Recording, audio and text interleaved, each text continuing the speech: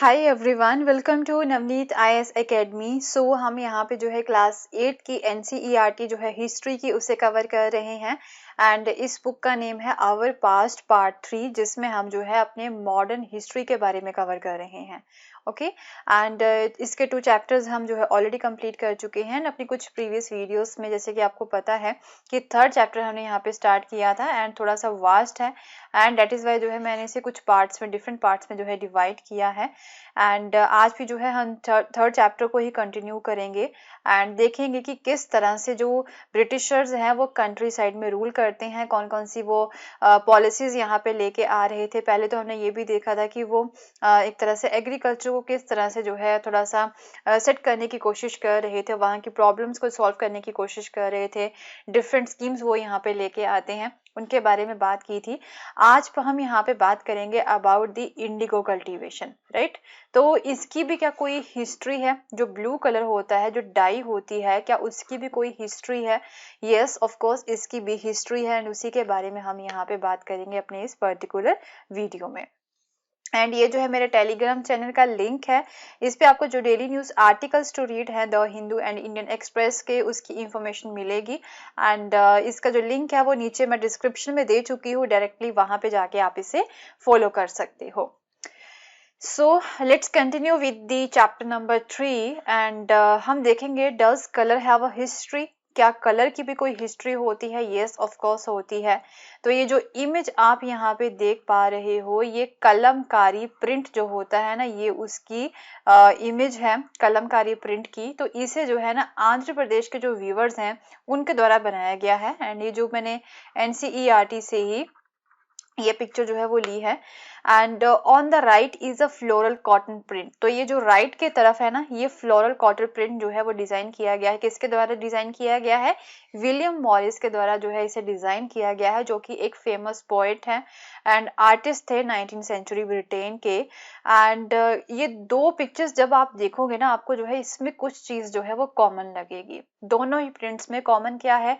इसका जो है ना रिच ब्लू कलर, दोनों में ही रिच ब्लू कलर यहाँ पे यूज किया गया है, जिस ब्लू कलर को जो है ना इंडिगो बोला जाता था। ओके एंड वो कलर जो है वो यहाँ पे यूज किया गया है। एंड क्या आपको पता है कि ये जो कलर है वो किस तरह से प्रोड्यूस किया जाता था? सो आइए उसी के बारे में हम यहाँ पे कंटिन्यू करेंगे। तो the blue date you see in this prints was produced from a plant. तो ये जो ब्लू कलर जो यहाँ पे यूज किया गया है ना इन प्रिंट्स में, उसे जो है ना एक प्लांट से जो है प्रोड्यूस किया गया है, जिस प्लांट को इंडिगो प्लांट जो है वो बोला जाता था। एंड एक तरह से it is likely that the blue dye used in the Morris prints in 19th century Britain was manufactured from the indigo plants cultivated in India. तो इन्होंने ब्रिटेन में इन प्रिंट्स को बनाया था मॉरिस ने, एंड बट वो डाई जो है ना, वो जो कलर है वो किस तरह से बनाया गया था? वो इंडिया में जो है ना कल्टीवेट किए गए थे इंडिगो प्लांट्स, उसी से कलर जो है ना वो प्रोड्यूस किया गया था, राइट। एंड इंडिया जो है ना वो एक उस समय में, राइट, उस समय की अगर हम बात करें 18th सेंचुरी की, तो वो इंडिगो का एक बिगेस्ट सप्लायर जो है वो बन चुका था India. Okay so but Indian indigo की डिमांड इतनी ज्यादा क्यों थी? क्योंकि हमने देखा कि वो इंडिया जो है वो बिगेस्ट सप्लायर जो है वो बन चुका था इंडिगो का, तो बट इंडियन इंडिगो की इतनी डिमांड क्यों थी?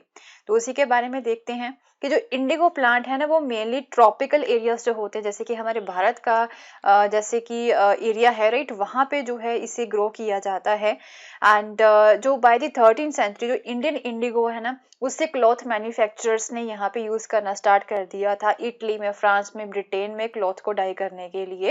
एंड बट हाउएवर कुछ ही पार्ट जो है ना इंडियन इंडिगो का वो यूरोपियन मार्केट में पहुंचा करता था, तो ऑब्वियसली इसकी खेती ही बहुत कम की जाती थी, तो थोड़ा ही पहुंचेगा वहां पे। तो ऑब्वियसली जो चीज कम होती है बट उसकी डिमांड बढ़ती जा रही थी, तो उसके प्राइसेस जो है ना वो हाई होते जा रहे थे। तो इसकी वजह से अब यूरोपियन क्लॉथ मैन्युफैक्चरर्स को जो है ना ये डाई नहीं मिल पा रही थी, इंडिगो नहीं मिल पा रहा था, तो उन्हें जो है ना दूसरा प्लांट होता है जिसे वोड बोला जाता है, तो एक वायलेट कलर या फिर ब्लू डाई बनाने के लिए ना उसके ऊपर डिपेंड रहना पड़ता था। एंड ये जो वोड है ना वो एक टेम्परेट जोन का जो है ये प्लांट था। ओके एंड ये इजीली यूरोप में इजीली मिल जाता था एंड इसे northern Italy, southern France and Germany and Britain के कुछ पार्ट्स में इसे उगाया जाता था।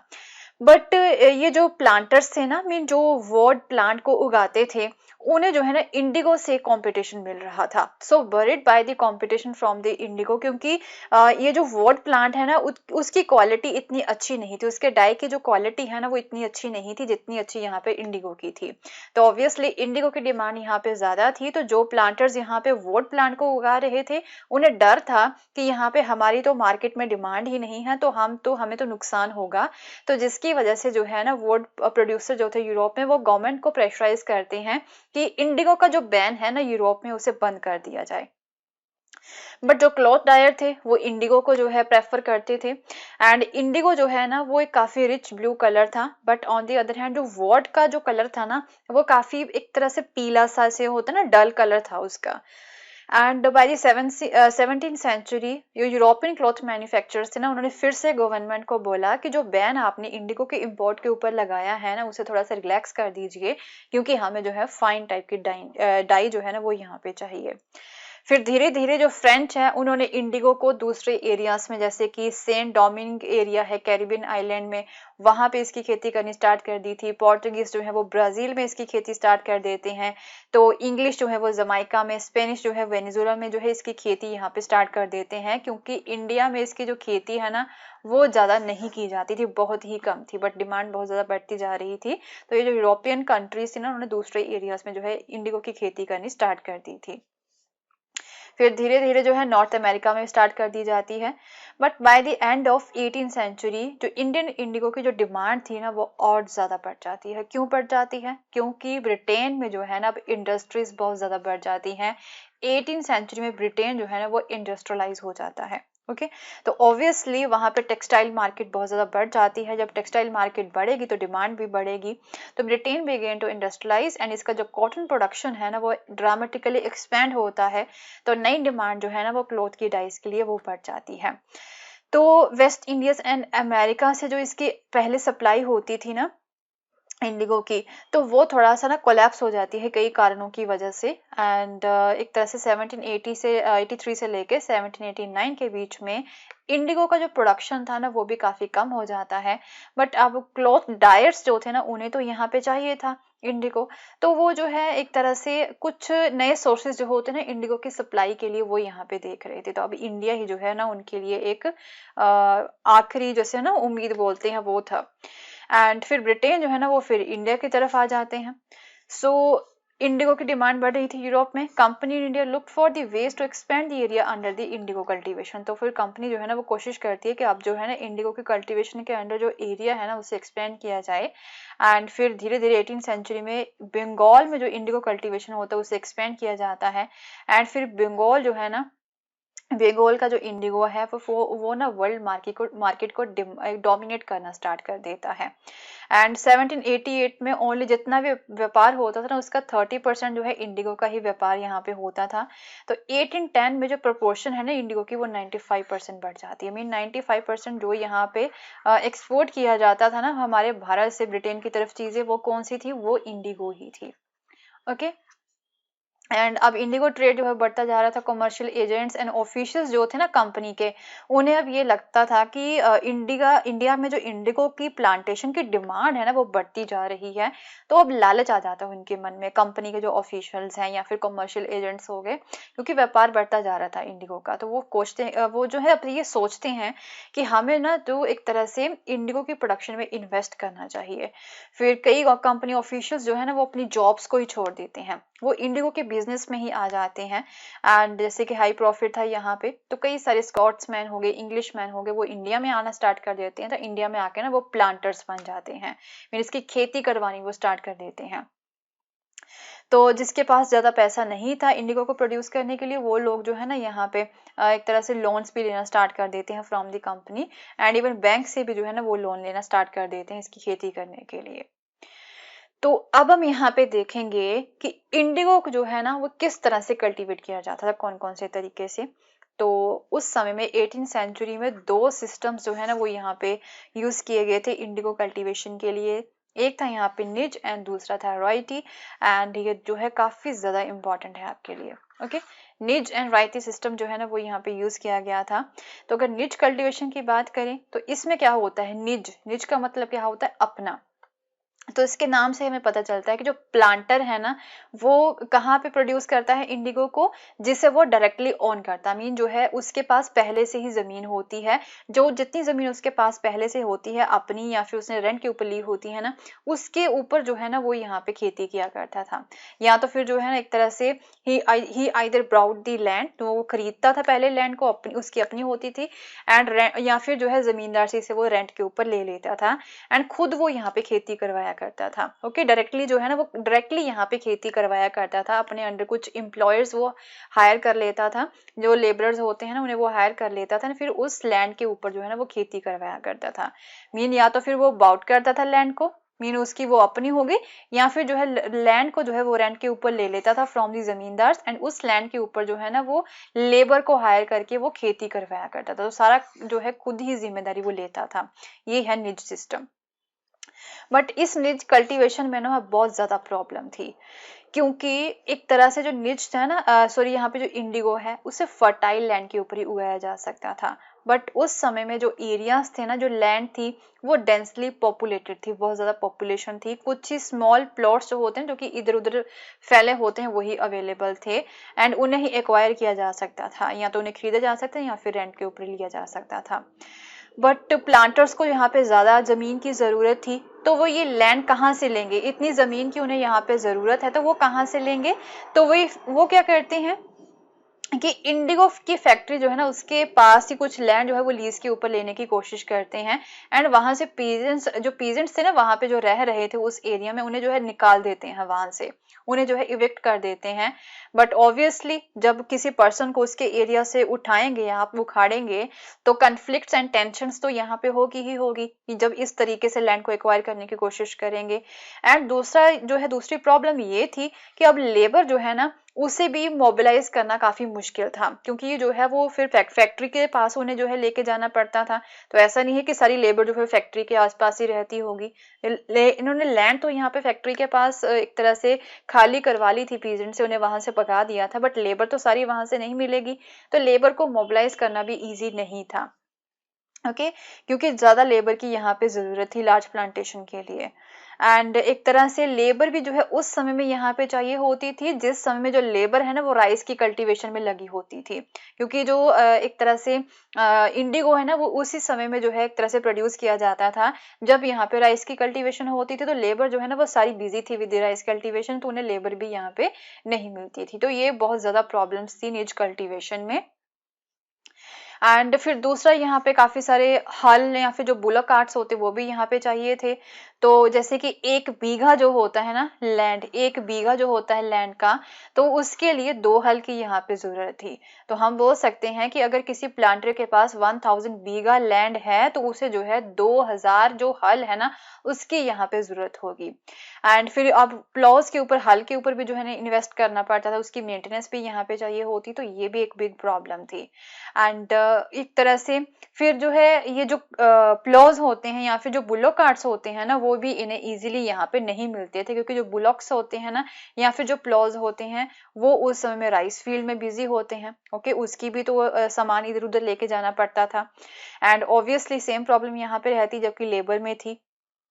एंड अब क्या था, till the late 19th century जो प्लांटर्स थे वो अब जो है रिलक्टेंट थे कि हम जो है अपने एरिया को जो निज कल्टीवेशन के अंडर है उसे एक्सपेंड करते ही जाएं। And less than 25% of the land producing Indigo was under this system. तो टोटल अगर हम बात करें, टोटल जितनी भी लैंड यहाँ पे जिसके ऊपर इंडिगो की कल्टीवेशन की जा रही थी, तो उस लैंड का 25% जो है पार्ट जो है ना वो निज कल्टीवेशन के अंडर था। मीन निज कल्टीवेशन जो तरीका है ना उसके थ्रू वहां पे कल्टीवेशन की जा रही थी। एंड जो बाकी पार्ट हो गया, जो 75% पार्ट यहाँ पे रहता है एक तरह से इंडिगो की कल्टीवेशन का, वो रायती सिस्टम के अंडर था। ओके, क्योंकि हमने देखा ना कि 2 तरीके से 2 सिस्टम के अंडर खेती की जाती थी इंडिगो की, एक हो गया निज एंड दूसरा हो गया यहाँ पे रायती। तो जितनी भी कल्टीवेशन यहाँ पे होती थी इंडिगो की उसके 25% जो है ना वो निज कल्टीवेशन थी, एंड 75% जो है वो रायती सिस्टम से उसकी कल्टीवेशन की जाती थी। तो अब राइट्स की बात कर लेते हैं। राइट्स क्या होते हैं? अंडर द राइती सिस्टम प्लांटर्स जो है ना वो राइट्स को फोर्स करते थे कि वो जो है एक एग्रीमेंट जो होता है जिसे सत्ता बोला जाता है वो यहाँ पे साइन करे विद दी प्लांटर्स। ओके, जो रायती होते हैं ना, जो एक तरह से पर्सन, जो एक तरह से कल्टीवेटर्स होते हैं, उन्हें बोला जाता था कि अब प्लांटर्स के साथ, जो यहाँ पे व्यापारी था जिन्हें प्लांटर्स बोला जाता, जो उगाना चाहता है, जो इंडिगो की खेती करवाना चाहता है, वो प्लांटर हो गया। तो वो राइट्स के साथ जो है एक तरह से कॉन्टेक्ट करते थे। एंड फिर जो है ना, उस समय में वो विलेज के हेडमैन को जो है ना प्रेशराइज करते थे। एक गांव का जो हेडमैन होता था ना, उसे प्रेशराइज करते थे कि आप जो है अपने बिहाफ पे जितने भी राइट्स आपके विलेज में है ना, उनसे आप साइन करवाएंगे कॉन्ट्रैक्ट। तो जो पर्सन यहाँ पे कॉन्ट्रैक्ट को साइन कर देता था ना, उसे एडवांस में कैश दे दिया जाता था। एंड प्लांटर जो है वो कैश देता था, and at the low rate of interest, वो भी इंटरेस्ट के ऊपर, सो डेट कि वो इंडिगो की खेती की जाए उसके द्वारा। Okay, and but the loan committed the right to cultivating the indigo on at least 25% of the area under his holding. तो अब राइट के पास सपोज करिए जितनी भी उसकी एरिया है ना, जितना भी उसका एरिया है, तो उसका जो 25% है ना, उसका ये आपका जो है पूरी लैंड है, इसका ये 25% जो है ना, इसके ऊपर जो है ना वो इंडिगो की ही कल्टीवेशन यहाँ पे करेगा। बाकी जो है जो कुछ मर्जी कर सकता है, बट एटलीस्ट 25% जो एरिया है ना, वो यहाँ पे उसके ऊपर वो क्या करेगा, वो इंडिगो की ही खेती करेगा। उसे कमिट किया जाता था इस तरह से लोन देके। तो जो प्लांटर है, ओके, जो प्लांटर है ना, वो यहाँ पे सीड एंड ड्रिल भी प्रोवाइड करवाता था रॉयट्स को। एंड जो कल्टीवेटर होते हैं, उनका क्या काम होता था, वो फिर सॉइल को प्रिपेयर करेंगे, सीड को वो सो करेंगे, एंड फिर क्रॉप की वो देखभाल भी करेंगे जब तक क्रॉप जो है वो पकती नहीं है। फिर जब क्रॉप जो है ना वो प्लांटर को दे दी जाती थी पकने के बाद में, फिर उसे जो है दोबारा से उस पर्सन को जो है ना दोबारा से उस राइट को जो है लोन दे दिया जाता था। एंड ये जो है ना इस तरह से साइकिल जो है वो चलता ही रहता है। पहले तो पीजेंट्स जो थे, जो राइट्स थे ना, वो खुश रहते हैं कि हमें जो है प्रॉफिट होगा इससे। एंड वो जो है टेम्पटेड थे बाय दी लोन्स, जो उन्हें पैसे दिए जा रहे थे उससे जो है वो काफी ज्यादा लालच उनके मन में आ जाता है। बट धीरे धीरे उन्हें जो है ये फील होता है कि ये जो इंडिगो की प्लांटेशन का काम है ना, वो बहुत ज्यादा हार्श है। ओके, एंड बट फिर भी जो प्राइस उन्हें यहाँ पे मिलता था वो बहुत कम मिलता था। एंड लोन्स का जो साइकिल है वो कभी खत्म नहीं होता था। तो यहाँ पे और भी प्रॉब्लम्स थी। प्लांटर जो है ना वो एक तरह से इस पीजेंट को या फिर राइट को यही बोलता था कि आप जो है उसी लैंड के ऊपर खेती करेंगे जो लैंड जो है आपकी सबसे बेस्ट है, मीन जो सॉइल आपकी सबसे बेस्ट है ना, उसी के ऊपर खेती करेंगे। ओके, बट पीजेंट्स तो यहाँ पे राइस की कल्टीवेशन के लिए ज्यादा जो है प्रेफर करते थे उस तरह की सॉइल को। So indigo moreover had deep roots. तो जब अगर यहाँ पे जैसे इंडिगो की प्लांटेशन की जाती है ना, इसके जो प्लांट्स होते हैं उसकी जो रूट्स होती है ना वो बहुत ज्यादा डीप होती हैं। तो इसकी खेती करने के बाद में जो सॉइल होती है ना, वो काफी ज्यादा एग्जॉस्ट हो जाती है। तो इसके बाद में जो है फिर राइस को वहां पे नहीं उगाया जा सकता था, मीन सॉइल के जो न्यूट्रिएंट्स होते हैं वो खत्म हो जाते हैं, तो सॉइल जो है वो खराब हो जाती है। तो जल्दी वहां पे राइस की खेती नहीं की जा सकती थी। तो अब जो है रायती सिस्टम में भी जो है बहुत ज्यादा प्रॉब्लम्स थी। तो ये चीजें जो है यहाँ पे हमें देखने को मिलती है। तो ये चीजें आपको यहाँ पे याद रखनी है कि इंडिगो की कल्टीवेशन जो है ना वो दो तरीके से की जा रही थी। एक थी यहाँ पे निज के थ्रू, एंड दूसरी होगी आपकी रायती सिस्टम के थ्रू। ओके, तो ये चीजें आपको यहाँ पे याद रखनी है। So will continue with this same chapter, and next part में जो है इसके बारे में थोड़ा सा और पढ़ेंगे, एंड किस तरह से जो है ब्रिटिशर्स एक्सपेंड करने की कोशिश कर रहे हैं। आई मीन अपना जो टेरिटरीज है ना, वहाँ पे किस तरह से अपने आप को इस्टेब्लिश करने की वो कोशिश कर रहे हैं, वो सारी चीजें हम यहाँ पे कवर करेंगे। सो अगर आपको मेरा कोर्स पसंद आया तो इसे शेयर करना ना भूलें। Thank you so much, have a nice day, bye bye.